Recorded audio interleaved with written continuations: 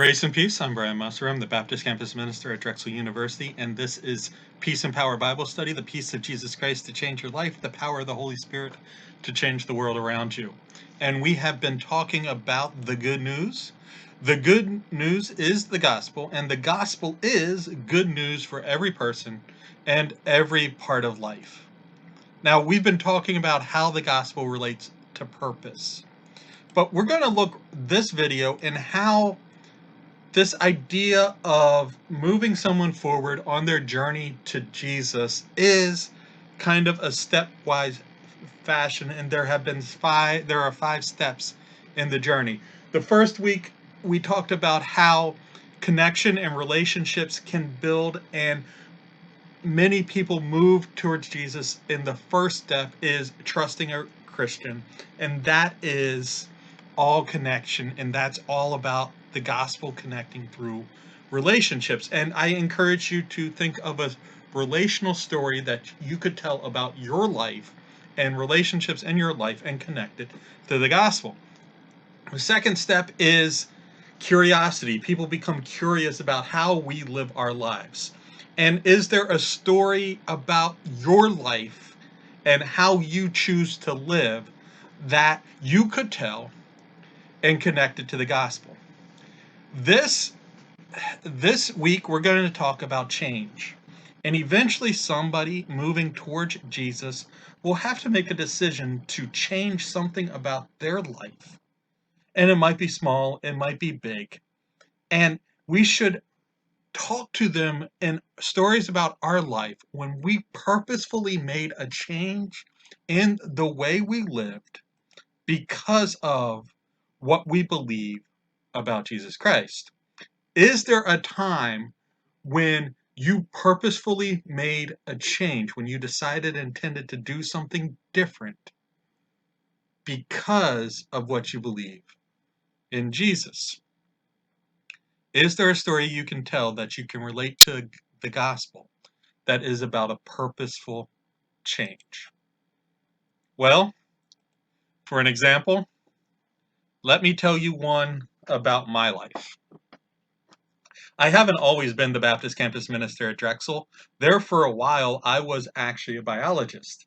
I have a bachelor's in biology, and I was a laboratory manager in the Drexel College of Medicine working on HIV/AIDS dementia, HIV-associated dementia.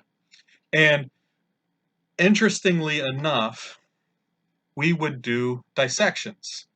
And we would take a pregnant rat, dissect out the rat pup, dissect out the brain of the rat pup, and dissect out the hippocampus of the brain of the rat pup. Now, I don't know if you know this about me, but I was sick as a young child. I had meningitis, and it left me deaf in this ear, but it also affected my coordination on some ways. And these micro dissections in the laboratory were, I would like to say, they were at the very edge of my coordination ability. My boss at that time probably would say they were beyond my reach. But the The physical activity of these micro dissections were affecting me mentally and physically in my health. So that trying to do this, I was stressing out so much that I was making myself sick. Now, this wasn't that the work environment was stressful. This wasn't that my boss was bad. This wasn't anything other than me trying to physically complete these dissections was messing with my head. And this was a tough issue for me because I was in biology because I believed God had created the world, and I was fascinated with how everything fit together. I thought examining the biological world, examining life, was actually dealing with and examining the thoughts of God. But failing at that was not just a work-related failure. It was not just a physically I was sick, but this was also affecting my spiritual life. I was trying to do something good and connect it with what I believed, and it was hurting. I wasn't able to do it. It was hurting when I was failing. Now, this image might have you curious. What does hippopotamuses and Steve Irwin have to do with, and I have no clue, except for the fact that one night, while in the middle of this struggle, I had a dream. And in this dream, I was a baby hippopotamus. Yes, I was a baby hippopotamus in my dream. And Steve Irwin, the crocodile hunter, was, and this was back before he had passed away, so he was still alive, was chasing me through the swamp as a baby hippopotamus. Steve Irwin caught me, dissected out my brain, and as a brainless baby hippopotamus, I was mad at Steve Irwin for doing that. Now, did God speak to me? And no, this is ridiculous. What this dream meant to me was that my work was affecting me on a level that it probably shouldn't be. If I'm dreaming in a way like this, I probably need to change my life. I probably need to figure out what to do with my life other than what I'm doing now. And that was a hard question. That was difficult for me to do it. And switching from biology to ministry wasn't always a done deal. My wife still talks about the fact that she married a biologist, and now I'm a minister. She she walked with me through that as well. But the idea is, I may have changed directions because of some physical aspects in my life, but my purpose is kind of still the same. I'm still connecting with God as I work, trying to figure out how He put this world together, only I'm doing it more theologically than biologically.